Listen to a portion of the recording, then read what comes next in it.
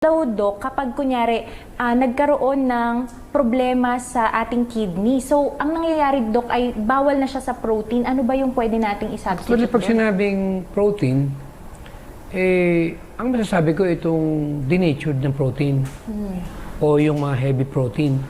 Pag sinabing heavy protein, ito yung nanggagaling sa flesh or animal protein.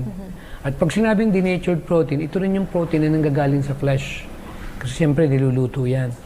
Pero pag sinabi nating protein na nanggaling sa vegetables, gulay, prutas, hindi nakaka-effect yan. Kasi meron silang tinatawag na, kumbaga sa team na binanggit natin kanina, na-ionize na siya.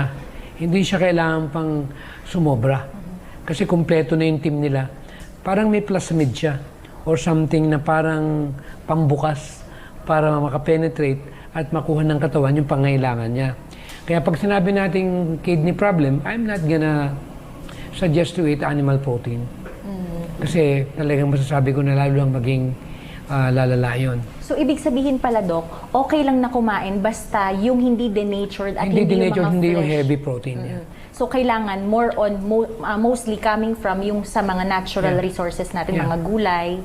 Okay. Plus, ayan. kung nakakain ka pa ng mga flesh food, hindi naman natin alam, baka treated din ng hormones yan. Siyempre, marami ngayong nilalagay na pampabilis lumaki. Kaya pagka nakakain ka nun, nadadama yung prostate ng lalaki. Kasi gawa nga nung, di ba yung babae, pag tumaas yung estrogen nila, pag nakakain sila ng mga animals na product na merong treated ng hormone, ang tinatamaan reproductive organ, yung breast, matres, or ovary. So yun yung number one na concern natin. Na hindi lang yung mga sakit ng hayop, kundi yung mga nilalagay pa sa kanila. Samantalang kumain ka ng sarili mong tanim, o yung papaya, yung saging, kamote, wala namang ganun. Kaya more talaga safe yung tao.